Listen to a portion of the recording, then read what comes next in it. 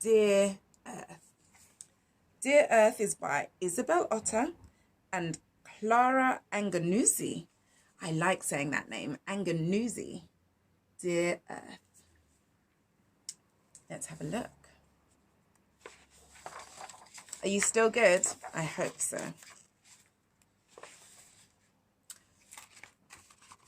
Isn't that the cutest picture? Oh, let's see what's going to happen. When Tessa and Grandpa went walking, he would tell her about the earth. Grandpa had been an explorer once. He had seen many wondrous things and loved to tell Tessa about his adventures. As Grandpa talked, pictures were painted in Tessa's mind. She decided to write a letter to the earth.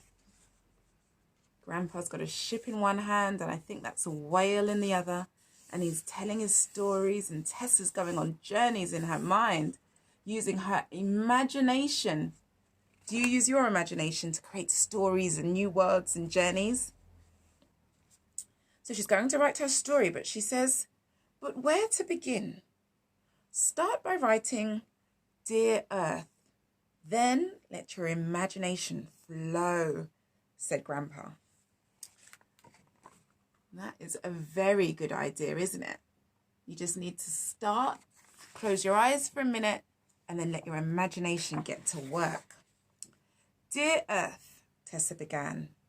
The sea roared in the distance, and Tessa continued to write.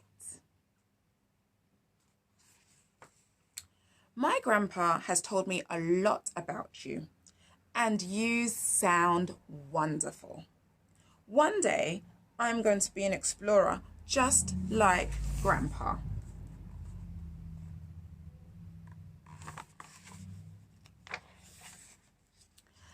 Most of your surface is covered in water. I want to dive into your deep oceans and see shoals of swirling fish. I'd blow bubbles with the whales and glide like a turtle. I love the way they've done this picture. Look at it. We have to go from the top down. So these are all the fish. And then we have the big whales.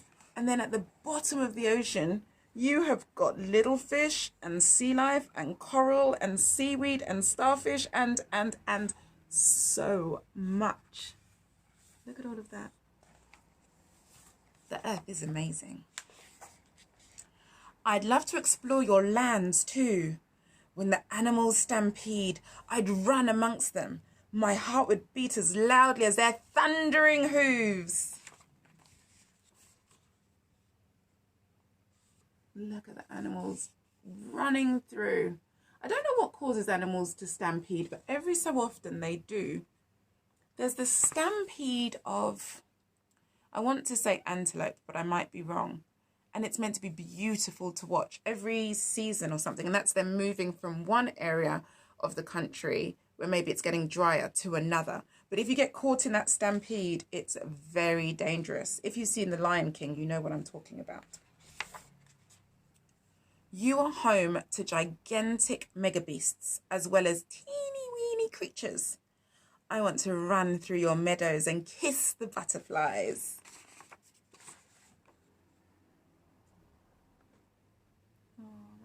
Beautiful.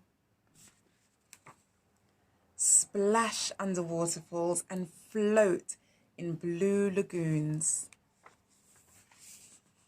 How amazing does that sound? Have you ever swum in a waterfall or in a lake or river or just paddled your feet inside?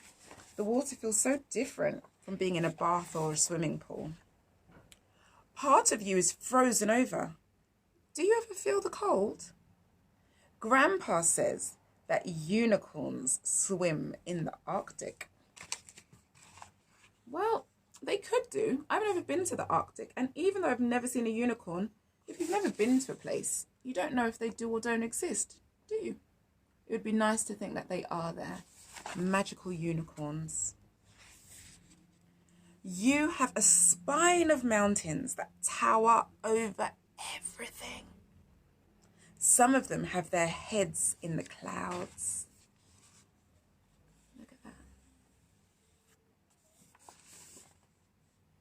Beautiful.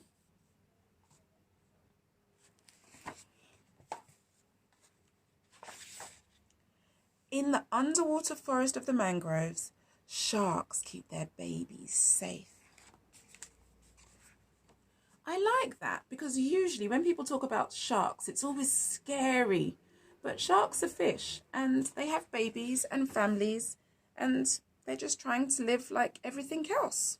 So if we leave the sharks alone, then we won't have to think of the scary bits like their teeth and things. I'd like to slide down desert dunes, but avoid the prickly cacti. When the bears go fishing, I'd watch and dip my toes in the river. Isn't that lovely?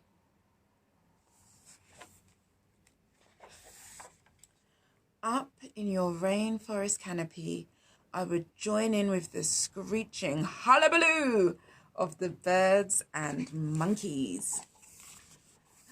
Now, in the rainforest, the trees can be as tall as the tallest buildings.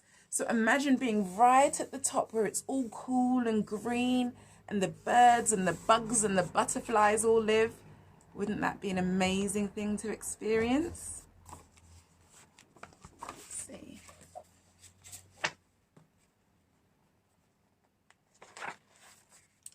High in the sky, I would fly with the birds.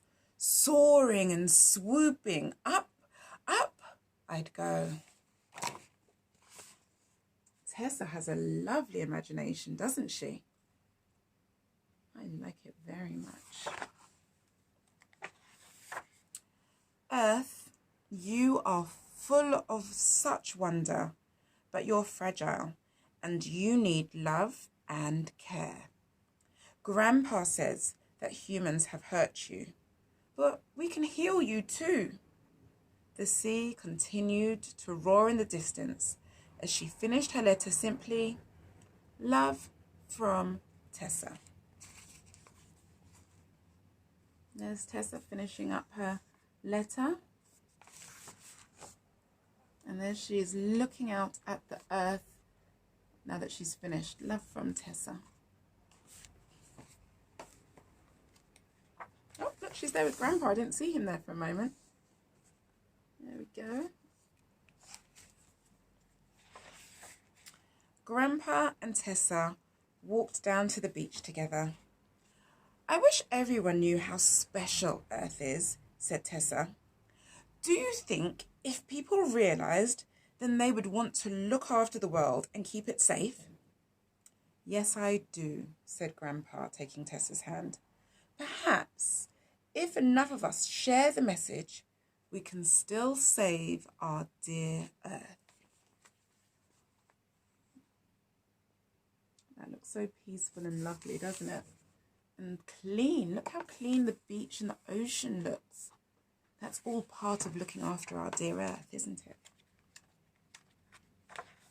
Oh, and that's the end of the story. I think that's a little message to all of us. Do you want to try? Do you want to take a piece of paper and write Dear Earth and close your eyes and let your imagination just help you to write a letter of appreciation to the earth? To help you, you can go and have a look out of your window or walk in the garden or the park or along the beach if you're lucky enough to live by the ocean, or just look up in the sky and see all the wonderful things that is available to us that the earth gives us as a present. And our present and our gratitude can be to look after the earth as well. Dear Earth, and coming to England were our stories today. I hope you like them.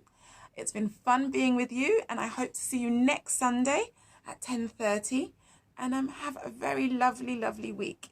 So bye for now, and catch you next time. Storytime with Auntie Vina at the Owl Bookshop. Take care. Bye.